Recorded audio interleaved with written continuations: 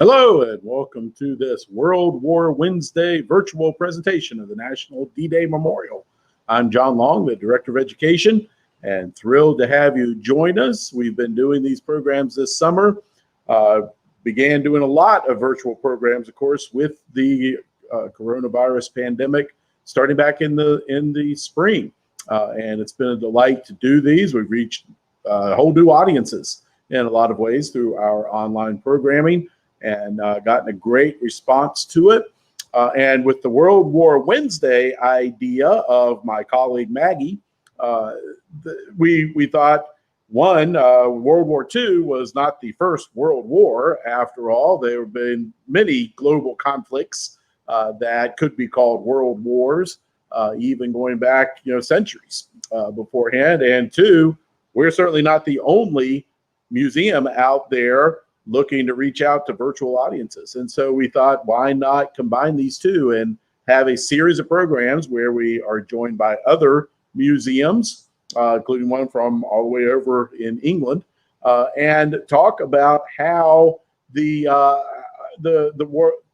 museums interpret various global conflicts in the past. And so we've been delighted to do these. I'll point out we have one more scheduled for 2 weeks from today on August 26th. And that will be my predecessor, actually, here at the D-Day Memorial, Felicia Abrams, who is now with the Jamestown Yorktown Foundation. And she will be joining us to speak on fighting with the French. Not fighting with them, but fighting alongside them, which, of course, America fighting in the French alliance goes back centuries. And so she'll be looking at the connections between what happened in World War II and what happened as far back as the 18th century with our French alliances.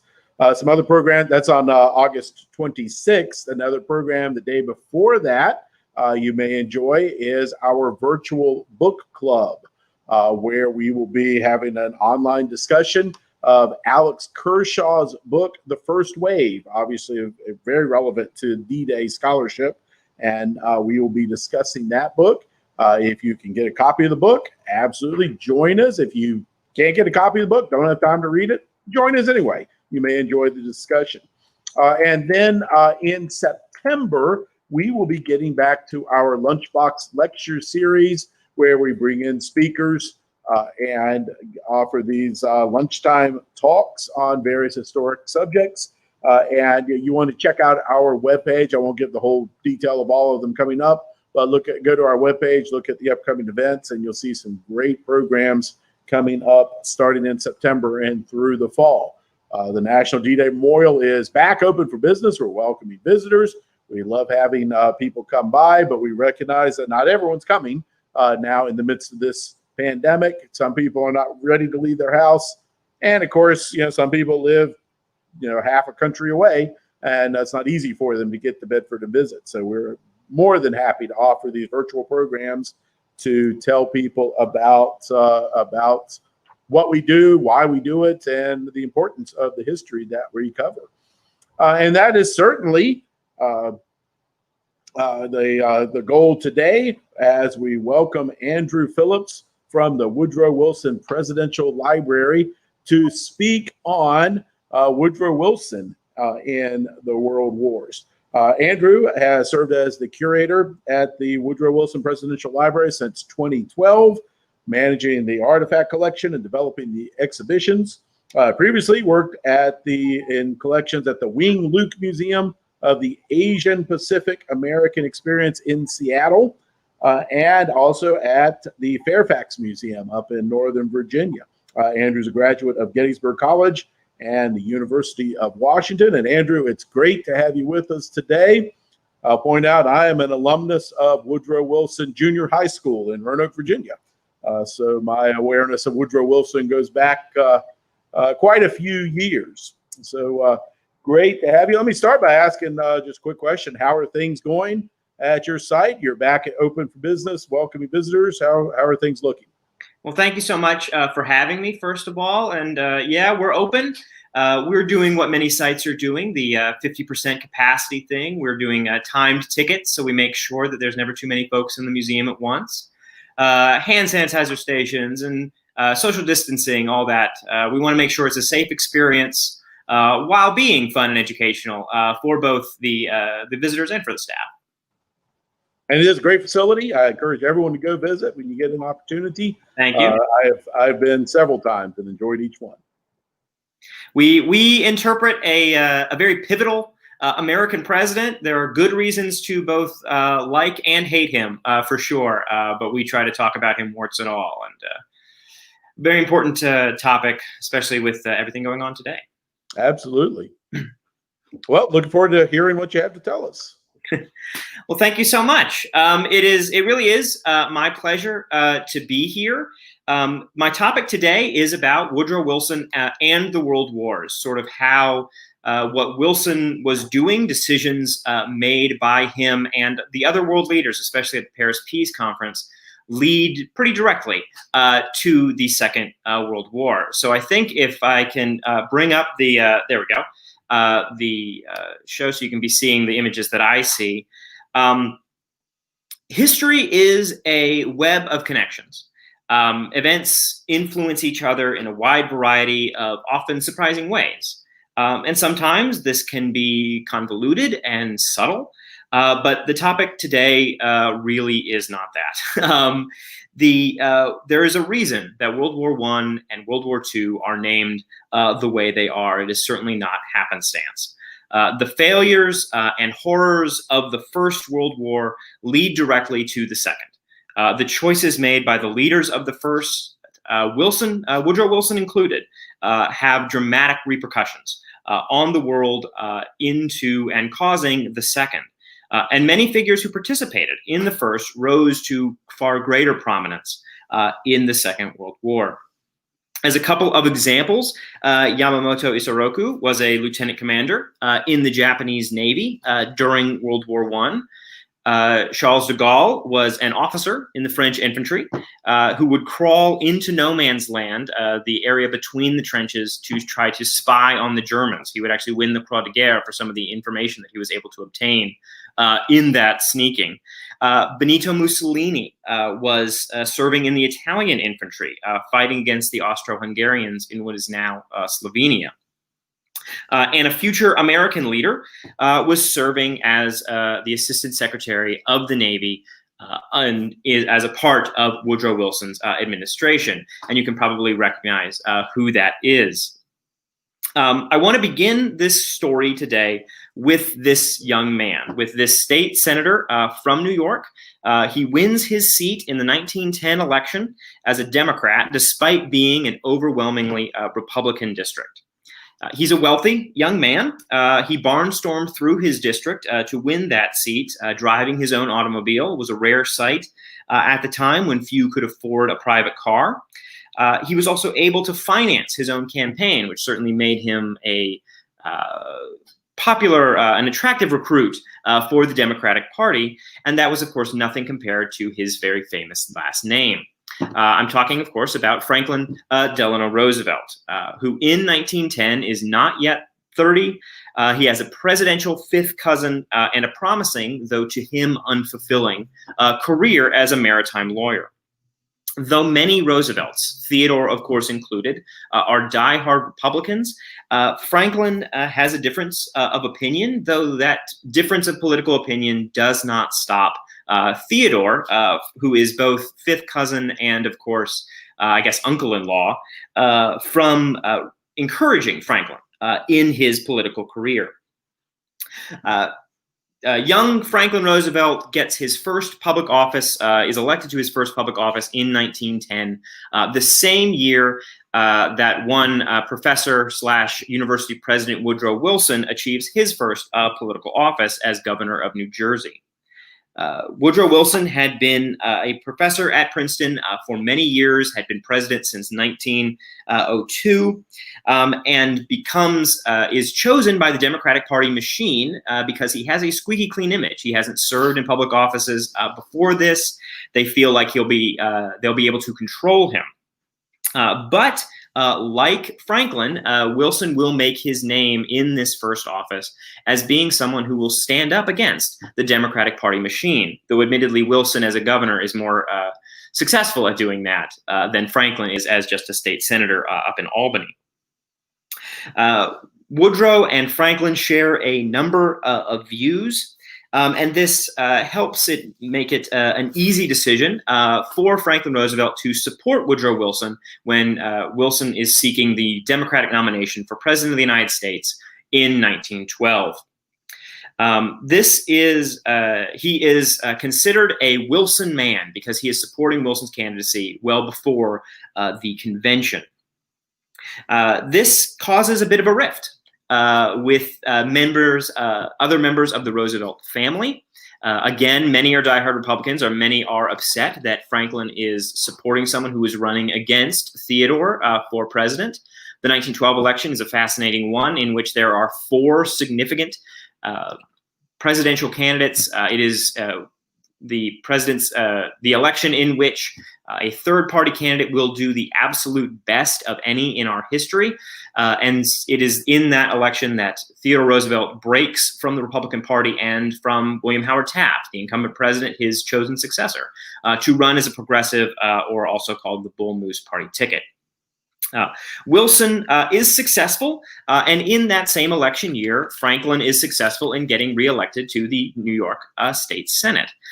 He gets put at the head of a committee, but he will not hold that post for very long, because after Wilson is inaugurated in 1913, FDR secures a federal appointment as Assistant Secretary of the Navy, second in command to Secretary Josephus Daniels.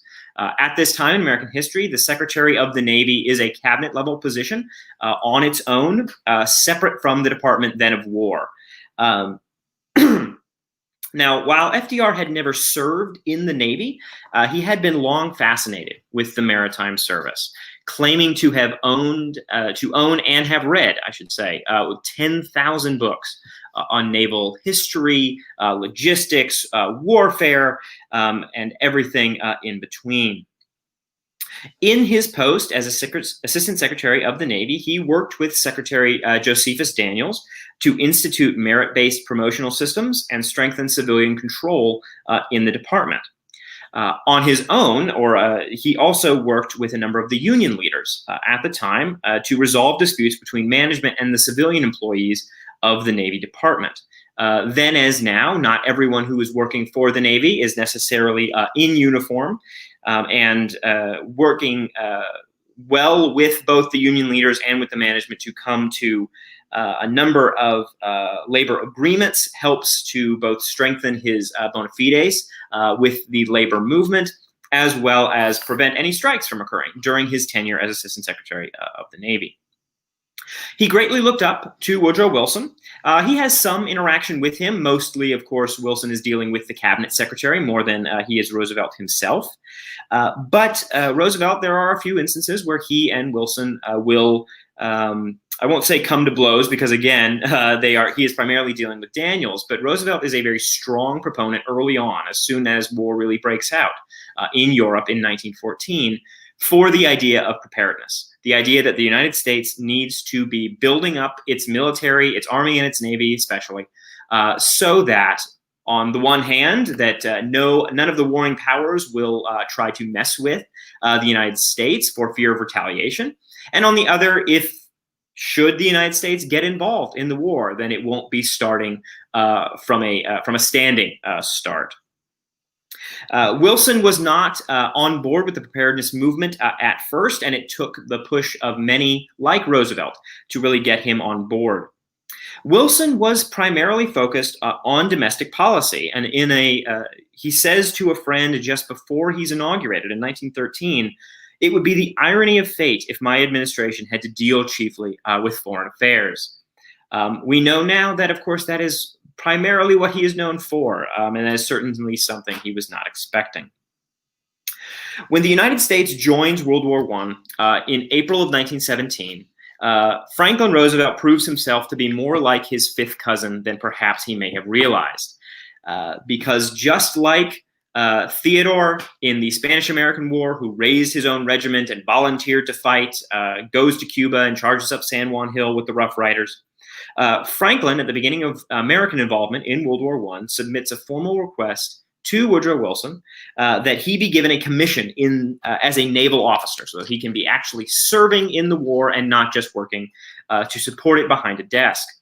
In fact, at the beginning of American involvement in World War I, Theodore tried to do what he had done in the Spanish-American War and volunteered very generously, of course, to raise a number of regiments and to lead them himself in Europe. Wilson would refuse both, and FDR would stay in D.C. to oversee a quadrupling of the U.S. Navy between the declaration of war in April of 17 and November of 1917, in just about a 6-month span. He would not spend all of that time in D.C. Behind a desk, as he was so concerned. And this is a photograph of him on a ship heading to Europe during the war. He would go once for a little while for a number of meetings. But we're going to leave our intrepid Assistant Secretary of the Navy here and jump to the end of the war. Because when the guns fall silent on November 11th, 1918, while the fighting may have ended, the conflict certainly was not over. On December 4th, Woodrow Wilson departed for Europe to meet with other world leaders at the peace conference that was set to convene in Paris. He takes with him a sizable American delegation, very specifically, I will say here, not taking Franklin Roosevelt. Roosevelt is not a part of that delegation. But Wilson is the first U.S. president to do so, to travel to Europe. He feels very strongly that he needs to be attending in person because if he sends a representative, even as someone as highly ranked as the Secretary of State, then it would allow the European leaders who were there in person to be able to exclude the United States from many decisions, as well as sideline American desires in this incredibly important peace conference.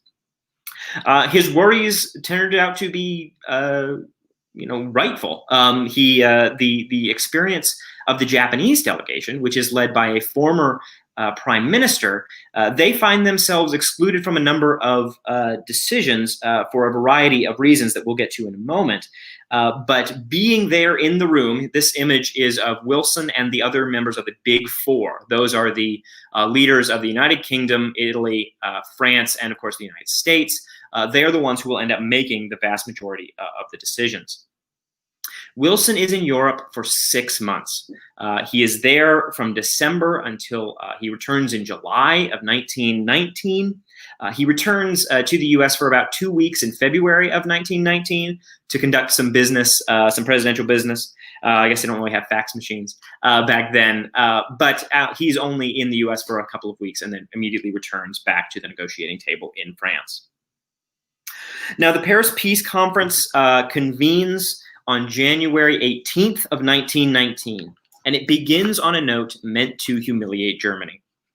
The conference date, opening date chosen, was also the anniversary of the proclamation of William I as German emperor. That was at Versailles, at the Versailles Palace, after the end of the Franco-Prussian War, as well as the establishment of the Kingdom of Prussia in 1701. They wanted to choose auspicious dates in German history in order to humiliate the Germans. And we usually talk about the Paris Peace Conference in relation to its most famous outcome, that being, of course, the Treaty of Versailles. But really, the Treaty of Versailles is just one of 5 treaties that is being negotiated in this conference, and Versailles is where it was signed. It was not where they were meeting. This was one of the main meeting rooms there at the French Ministry of Foreign Affairs. Certainly looks like a palace, could rival Versailles. But of these treaties, they were each conducted with an individual enemy, defeated nation. The Treaty of Versailles is what the Allies sign with Germany. The Treaty of Sèvres is with the Ottoman Empire.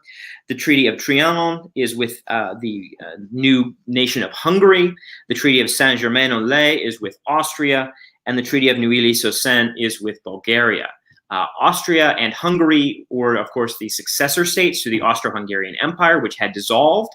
At the time of the signing of the treaty, which occurred just almost exactly 101 years ago with the Ottomans, the Ottoman government was still, the Sultan was still hanging on by a thread, though he would not be lasting much longer.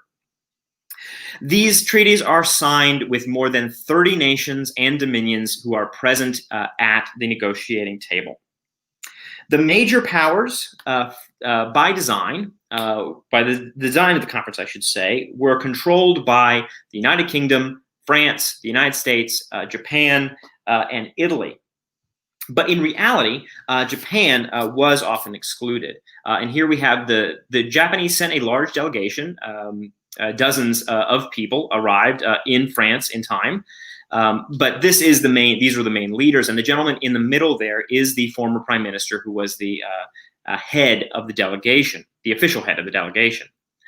Now, partly the Japanese exclusion was a bit by design. The Japanese had no real desire to be meddling in what they saw as European affairs. When a decision was being made about where the border between Germany and France, or Germany and Belgium, or Austria and Hungary was being decided, the Japanese felt no desire to meddle in that. Of course, unlike, I suppose, the Americans and Woodrow Wilson. They were primarily focused on issues that would have been more focused on their part of the world, Asia and the Pacific, as well as the issues that were to encompass the entire world, such as the League of Nations, which they were in favor of. But again, because they are being led by a former prime minister, and that many of the decisions being made are expected to be affirmed by a leader before they can be truly taken as gospel, it means that for most of the conference, the vast majority of the decisions made are being done by the Big Four. Again, the leaders of France, Italy, the United Kingdom, and the United States. Almost all significant decisions were made in informal meetings of the so-called Big Four, and then would be ratified by the others in attendance. The countries with the seat at the table at this peace conference included these Big Four, Japan, but also Belgium, China, Panama, Cuba, Greece, and Serbia, a large number of other smaller nations. Interestingly, it also included the British dominions of Canada, Australia, New Zealand, South Africa, and India. This is a poster from the war encouraging volunteers to join the British Army. The empire needs men. The old lion defies his foes. Of course, the old lion being the British Isles themselves, with the young lions of Australia, Canada, India, New Zealand, not listed on this poster, but also South Africa, who volunteer in large numbers and die in large numbers too. Early in the peace conference, there was considerable controversy about whether or not the dominions should have their seat. Does this just mean that the United Kingdom gets, 6, or I should say 5 additional votes? Should the Philippines, as an American colony, be able to have a seat as well?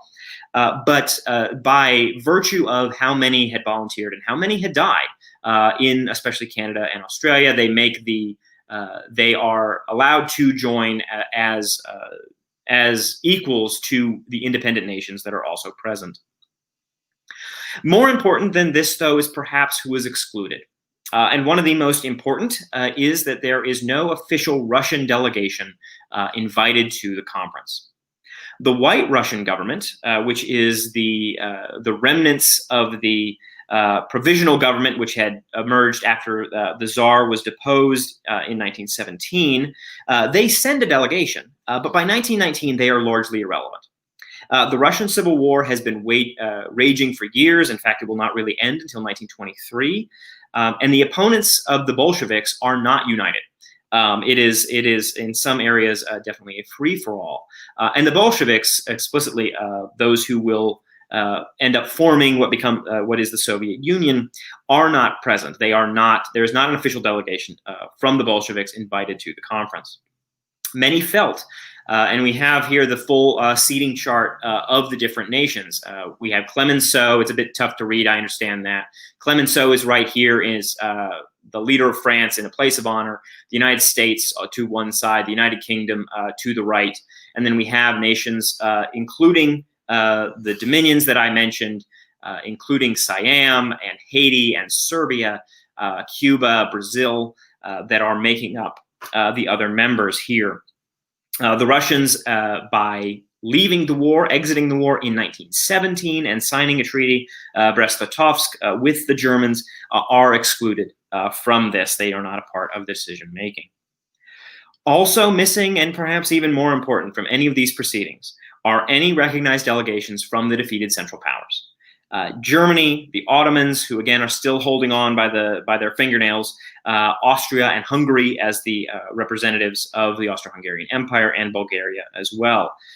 They will have no voice in how these treaties are determined.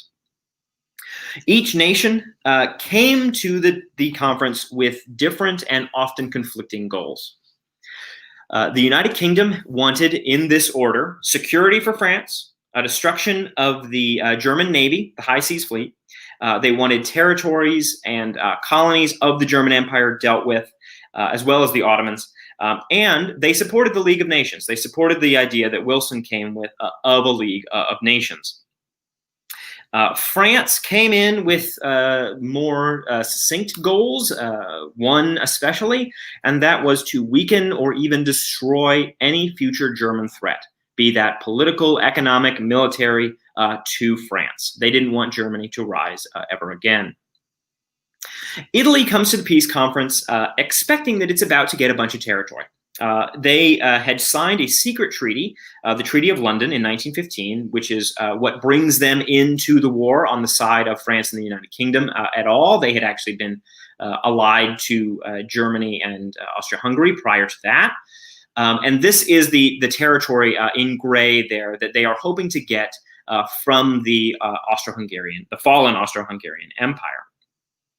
To the chagrin, perhaps, the frustration of Woodrow Wilson and the American delegation, this is not the first secret treaty that will come to light, the first secret agreement that will come into that will be discussed at this peace negotiation, I should say. Italy is also hoping to turn a number of smaller nations into protectorates, particularly Albania, with the hope that perhaps one day absorbing that into the nation of Italy. They are hoping to get significant parts of the Adriatic Sea's coast, mostly what is now Slovenia and Croatia, that at this time, some of those areas are predominantly Italian. They are ethnic Italian, and they hope to include those in the Kingdom of Italy. Japan comes with similar territorial colony demands, expectations. They want the German colonies in the Pacific Ocean that they have captured during the war. And they also want the concessions that the Germans had once been given in China. China is present at the peace negotiations. They are a member of them, and they don't want Japan. They want their territory back. But that is a fight that will go on throughout the conference. But Japan also comes with a very specific demand, and that is known as the racial equality proposal. This is the sort of the Cliff Notes version of it, but the full text that they want inserted into the League of Nations Charter is the equality of nations being a basic principle of the League of Nations. The high contracting parties agree to accord as soon as possible to all alien nationals of states, members of the League, equal and just treatment in every respect, making no distinction, either in law or in fact, on account of their race or nationality. This is a diplomatic way of saying that nations will be equal, that the Japanese, of course, are thinking primarily of themselves.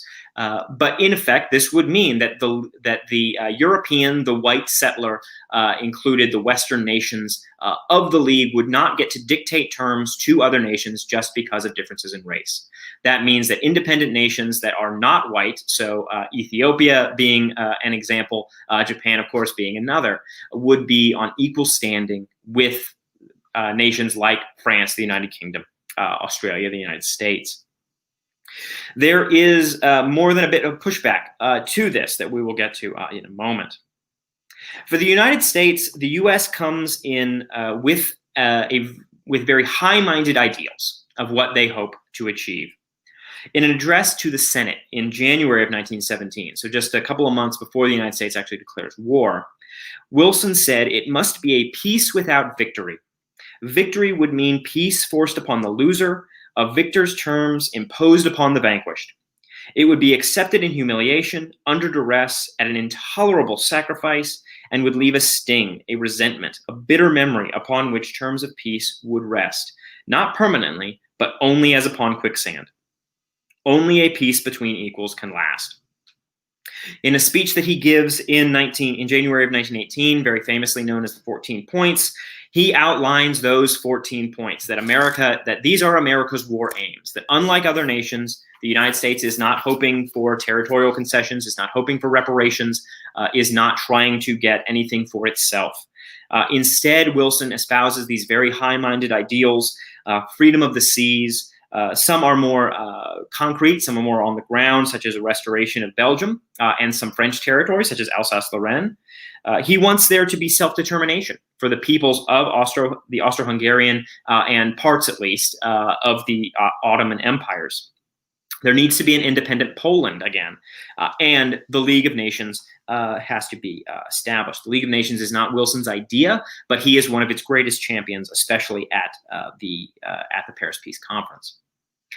In the American view, and perhaps in the way that Wilson is talking to the other world leaders there at the conference, the American opinion is that Wilson will be the adult in the room. And this is a great political cartoon from that time, the European baby show. The Russian claims, the Italian claims, the French claims are all printed on these little babies. Well, Wilson is the judge, that America is the one who helped win, and thus the United States and President Wilson should be the one who gets to decide all of these claims that are, in American views anyway, the same as children crying. Not surprisingly, this viewpoint is not appreciated by the European powers. The French especially resent them, and Clemenceau remarks, and I'll paraphrase, that he laughs at the 14 points given by Wilson, saying that why does he need 14? God making the commandments only needed 10. Despite this sort of condescending, really, view, many of the nations and all the bickering that will occur over this, 6 months, really, of negotiations in France. Some of the nations get what they want, some do not, and some walk away almost, or at least to them, feel like they walk away empty-handed. The United Kingdom got most of what it wanted. They feel that they are able to secure security for France. Much of the high seas German fleet is taken off the table. Much of it was scuttled by the German sailors at Scapa Flow. A story for another time. But the British are okay with, if they don't get the fleet, at least no one else does either. France got most of what they wanted. They were especially pushing back against this American idealism. Italy got some of what it wanted. They got some of the territory made up of ethnic Italians, but not all. They did not get the protectorate over Albania that they wanted, and in fact, the territory that they did not get, it was seen as such a failure on the part of Prime Minister Orlando of Italy that he is forced to resign. And in fact, his successor is the one who signs the treaties there at the end of June. In 1919. Territory-wise, Japan gets most of what it wanted. They get the German colonies. They get that area of China that, of course, China wanted back. But they are rebuffed on the racial equality proposal. Wilson was the chairman of the part of the conference that was dealing explicitly with the League of Nations. And he knew the controversial nature of that racial equality proposal, and he made it so that it could only be adopted by a unanimous vote. France and the United Kingdom were not fans of it. They weren't especially opposed to it, but there was concern about what this sort of language would mean when it comes to their many colonies in especially Africa and Asia. Australia was downright hostile to it. This is a period of Australian history that will extend into the 1950s called White Australia, in which only white immigration was encouraged, that Australia was only going to accept white immigrants, primarily, of course, from Europe, to the exclusion of Asian or Pacific Islanders trying to come into the country. And the idea that they would have to be treating other nationalities, particularly Asian, like the Japanese, on an equal footing with white Australians was something that they were not going to do. Wilson knew that this would not be popular in the United States either, not only in those who are attempting to keep down African Americans, primarily in the American South, but also in the American West, with those who are very concerned about potential large groups of Asians moving into the Western United States. This proposal, the racial equality proposal, is not just rebuffed, it explicitly fails and will not be included in any way. The Japanese try to reword it and introduce it again, but it fails a second time. The United States and Woodrow Wilson, despite being the judge of this European baby show, is unsuccessful on most of the points that he had outlined. There will be an independent Poland. There will be the return of Alsace-Lorraine. And there will be a League of Nations established. But many of the other things that emerge during these treaty negotiations are where Wilson tries to push back, including he tries to get the war guilt clause removed from the Treaty of Versailles that would have stated that, that Germany has to accept all responsibility for the war. He also tries to push back against many of these secret treaties and agreements that were made, including the Treaty of London with Italy, which makes him less than popular in Italian circles. Sykes-Picot, which was an agreement between the British and the French about how they were going to divide up the Arab populated areas of the former Ottoman Empire. The Balfour Declaration, which is in 1917, in which the United Kingdom puts public support behind the Zionist project of a Jewish homeland in Palestine, and of course at the same time making very explicit promises to Arab leaders about what will happen not just to Palestine but to the whole Middle East after the war. And of course there are also promises to the Kurds, the Armenians, to a number of other groups that Wilson tries to push back against, seeing their conflicting nature. He does get the League of Nations, but even though he gets it in the treaties, that still means he has to go back to the United States, to the Senate, and try to get them ratified by that body. The main points of the Treaty of Versailles are, number one, and perhaps most famously, the German reparations. Germany is expected to pay 132 billion marks, which at the time is equivalent to about $55 billion, and nowadays is about $442 billion. They have to pay that back to the French, to the Belgians, to the British, to a number of others. They have to accept that war guilt clause, and the text of that reads, Germany is to accept the responsibility of Germany and her allies for causing all the loss and damage. The war, of course, begins when a Serbian nationalist assassinates an Austrian archduke in Sarajevo, starting a domino, the dominoes falling of Serbia, Austria-Hungary, Russia, Germany, France, Belgium, the United Kingdom, all joining into this war. Germany was not the first, but they are told in this treaty that they are being forced to sign, that they must accept all of that war guilt. They must disarm. They have to dramatically reduce the size of their army and their navy. All their colonies are lost, and they lose a fair amount of European territory as well to France and Belgium and Poland and Lithuania and Denmark. Some of these are via plebiscite. Some are just lost, like Alsace-Lorraine, are lost outright. The Allies, and France especially, sought to make this treaty so harsh that Germany could never threaten them again. They are making explicit references to the destruction brought on Carthage by Rome at the end of the Third Punic War, in which the city was pulled down and the fields were sown with salt. They did not want there to ever be a threat coming at them from Central Europe ever again. The reaction in Germany is not surprisingly negative. In German public opinion, they knew they hadn't won, but they certainly didn't think that they had lost in this way. This was not Allied armies had occupied the nation, and now they were forced to accept whatever terms were put in front of them. With very, very few exceptions, Allied soldiers had not made it onto German soil.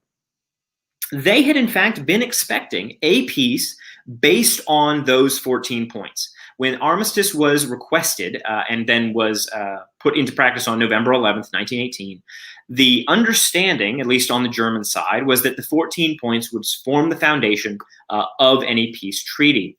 And this is a political cartoon, The Only Way Out, Wilhelm, and we have the Kaiser very small down here, the 14 steps leading up to the star that reads The Way of Peace. That these were things, an independent Poland, a return of Alsace-Lorraine, these were things that the Germans were expecting to lose, to give up. But they were not expecting to be humiliated and to be treated so poorly. Very importantly, I think, to note here, that Germany and France were in very similar situations at the end of World War I. The difference being that France has the New World and especially the United States able to ship in more men, more material to help push. I suppose the analogy could perhaps be you have two people teetering on the edge of a cliff. There's a little bit of a breeze and it helps push the one, being France, up onto a more steady footing, but pushes the other, Germany, back down. Germany is not really able to continue fighting the war. There's a reason they asked for the armistice. There have been rebellions in the German Navy and the German Army. The Spartacists are coming fairly soon as well. But there had been almost revolts in the French military as well, parts of the French army who would refuse to participate in any more offensive warfare. They will sit in the trenches and defend France, but they will not go over the top and advance against machine gun nests again. But because the United States comes in, and for a variety of other reasons, France winds up on top, and they want to make sure that Germany is ground to dust. While those reparations, those incredibly high reparations, would be renegotiated 3 times over the next dozen years, the harsh terms fostered a deep sense of resentment in Germany, aimed at the Allies, at the Allied nations, of course, but also at their own government, and very importantly for later German history, at groups inside the country too. This suspicion and feeling of betrayal will, of course, be greatly exacerbated. Those flames will be fanned by the Nazis and by Adolf Hitler, and aimed especially at Jewish Germans, as well as communists, socialists, and many other groups later on when they take power. Germany was not alone, for sure, in feeling betrayed. The successor states of the Austro-Hungarian Empire also suffer beyond just the dissolution of that empire. Hungary particularly saw it as a betrayal because in the Treaty of Trianon, they lose 72% of their territory, or what they claimed was their territory, I should say, and 2/3 of their claimed population. There is a bit that goes to Austria. There's a lot that goes to the new nation of Yugoslavia, to Romania, to the new nation of Czechoslovakia. And admittedly, most of these people, most of this 2/3 of the population, are ethnic Slovenes, Slovaks, Romanians, Croats, and many others. But that includes about 5 million ethnic Hungarians who suddenly find themselves outside the borders of Hungary. They also, as can be very important, lose any sort of coastline that they claimed, at least through what is now Croatia. This sense of betrayal is not limited to the defeated Central Powers either.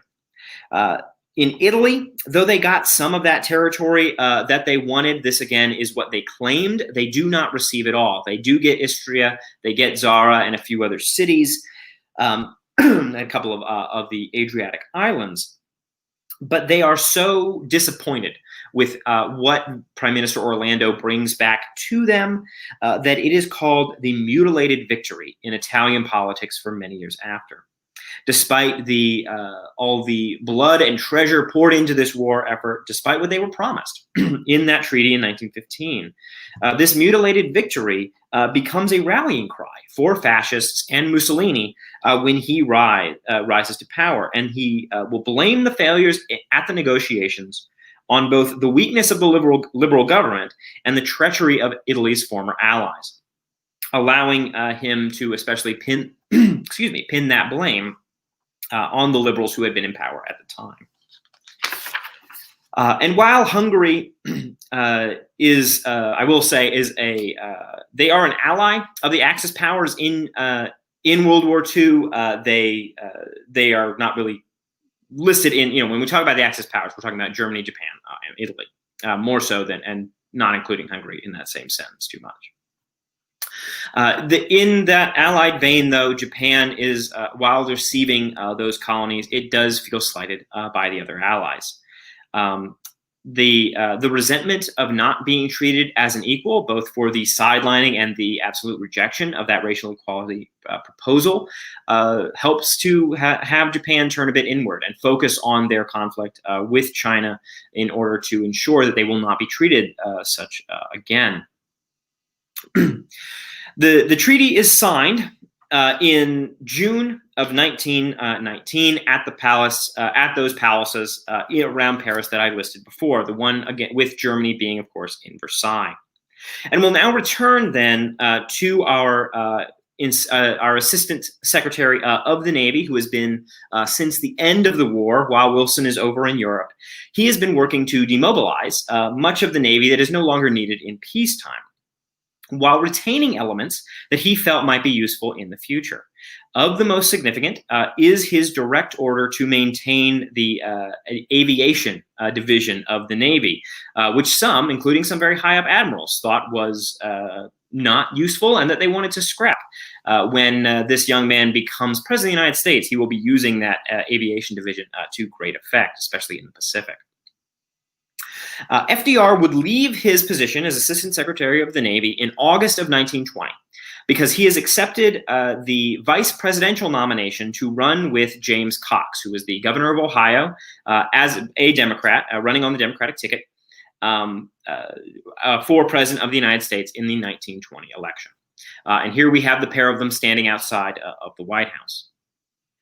Although Franklin Roosevelt is fairly little known by the American public, he does provide a significant amount of balance to the ticket.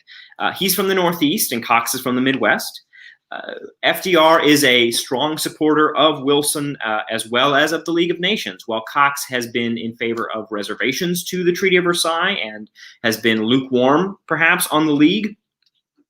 And also, Cox is anti-prohibition. He's a wet, while Franklin Roosevelt at this time is a dry in favor of prohibition. And once again, having a very famous name helps him quite a bit. During the campaign season, Cox and Roosevelt travel to the White House in that sort of traditional pilgrimage. When you're running for president to replace someone of your own party, you want to get that president's blessing. And that is what Cox and Roosevelt do in July of 1920. This will be the first time that Roosevelt has seen Woodrow Wilson since October of 1919.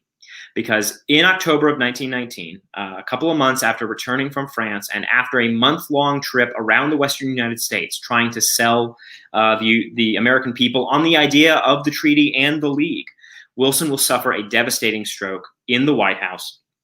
And this is the period that begins what his wife, Edith Bowling Galt Wilson, will refer to as her stewardship. For many months, very few people see Woodrow Wilson at all, beyond his doctor, his secretary, his family, of course. And this includes members of the government, members of his own cabinet. As I said, Franklin Roosevelt, had not seen Woodrow Wilson since before the stroke occurred. And this is almost a year later when he and Cox go to the White House for Wilson's blessing. Wilson the Wilson stroke and Edith's role especially are another fascinating topic, a bit beyond the scope of what we're talking about here today. But this is from the very first photo op that is held after Woodrow Wilson's stroke. This photograph is taken in April of 1920, several months after he has essentially been removed from the public eye.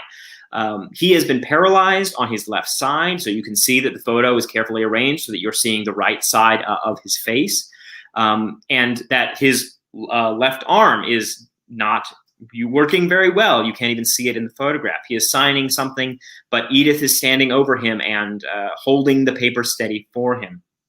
I think this photograph conveys more than perhaps Edith was intending to when she orchestrated it.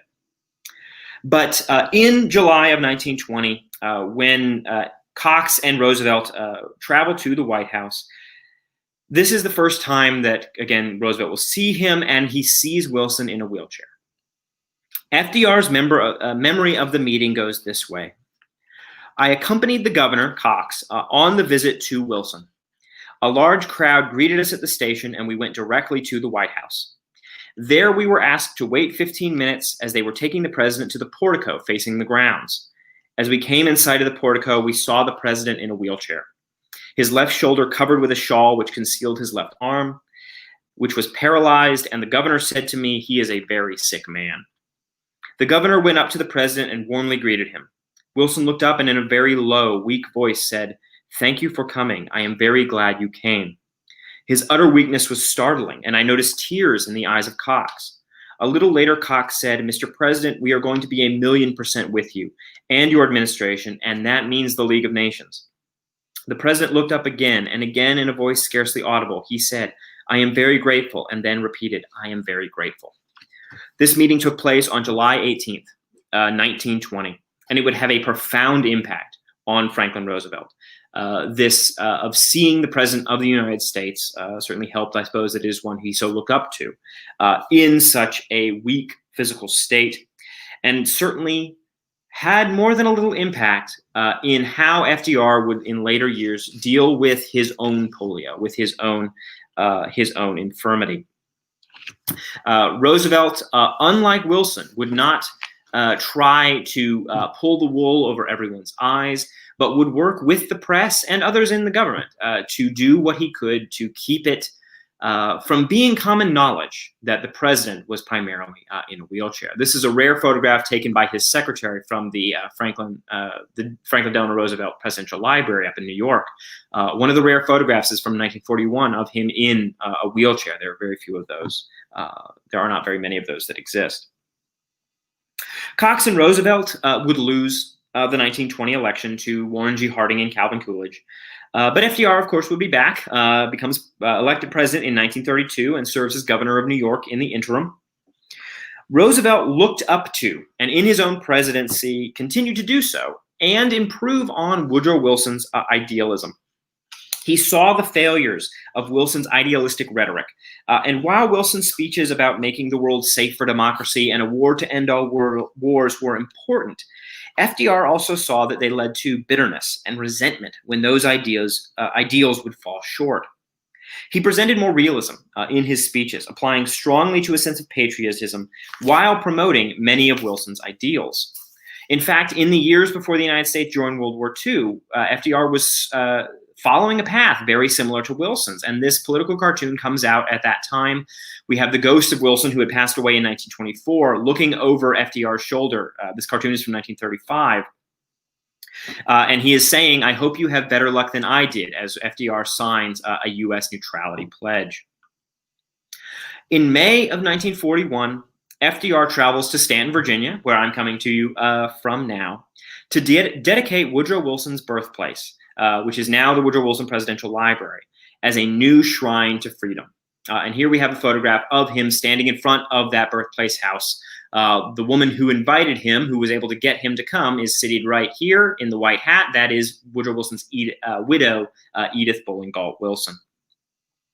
In his speech, FDR, and this is in May of 41, so before the United States has joined World War II, but the war has been going on for years at this point.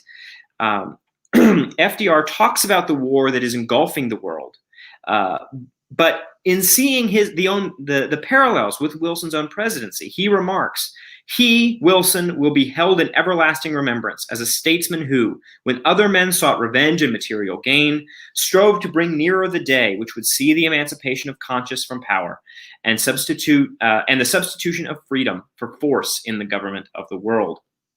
This was May 4th of 1941 here in Stanton. It will only be a few months later that FDR will go to Congress, as Wilson once did, to request a declaration of war after the Japanese attack on Pearl Harbor. And one of his invited guests, and here we have her pictured with his own wife, Eleanor Roosevelt, and seated in the gallery to watch him give that speech, was Edith Wilson. Though FDR died before World War II came to its definitive end, the plans he made within the nation and with the other Allied powers, including here at Yalta, would shape the world for generations, and continue, of course, to do so now. He saw how Wilson failed, both in the peace negotiations and in the ratification fight afterward. The United States Senate would ultimately reject American ratification of the treaty and would also reject American membership in the League of Nations. It, in fact, would not be until Warren Harding's administration that separate treaties would be signed, would be worked out with the former Central Powers, including Germany. In the analysis of the failures of the League of Nations, not only in its conception, but also during its conduct in the 20s and 30s, how it failed to stand up to Italy in the invasion of Ethiopia, as well as Japanese aggression in the Pacific and Asia, helped in the formation of the United Nations, an organization which, instead of being just the progenitor, perhaps, of the idea, the United States would be a founding member and a key supporter. Wilson, in a speech in September of 1919, predicted that a failure of the League, and of course he's perhaps inserting more than a bit of ego here, but says, "I tell you, my fellow citizens, I can predict with absolute certainty that within another generation there will be another world war, if the nations of the world, if the League of Nations, does not prevent it by concerted action." The idea that Woodrow Wilson and his League could have been the only thing, the American involvement in the League would have been that keystone to prevent the horrors of World War II is not, I think, the most accurate way to talk about this subject, though it certainly invites a lot of serious thinking and conversation.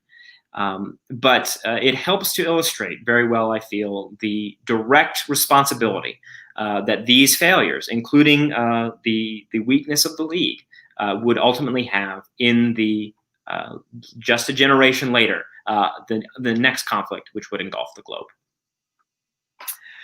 Thank you so much for your kind attention. That ends my presentation. I know y'all usually do questions now. I'm happy to answer any that you may have.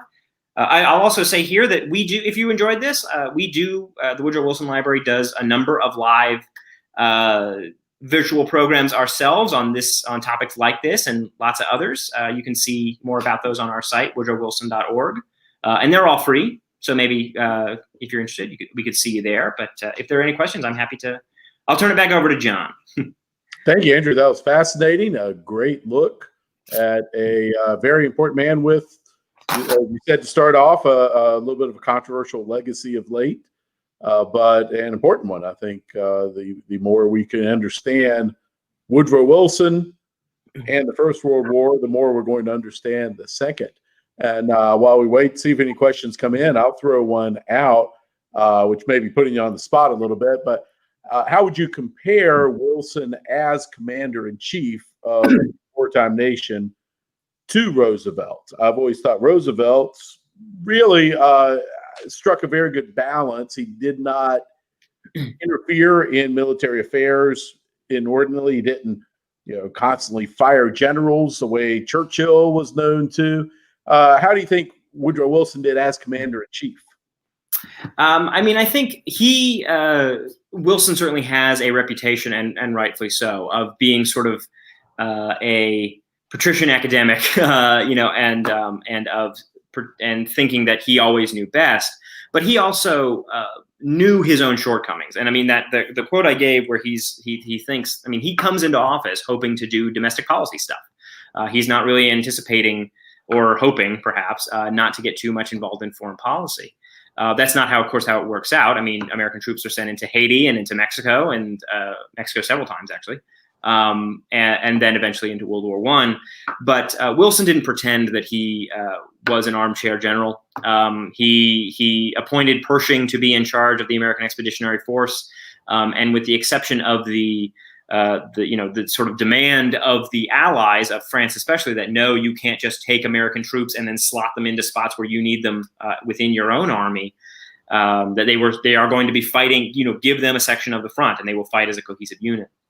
There's not really much beyond that. I think Wilson is primarily hands-off and gives most of the military decisions to those with experience in that. He doesn't. I don't think he's meddling too much in military decisions, the way some presidents did. True, and other world leaders. Yes, absolutely. Of course, absolutely. So, no other questions come in, so we're going to thank you again for fascinating talk, a great look at some important history, and I remind everyone again, absolutely come on by the National D-Day Memorial and visit.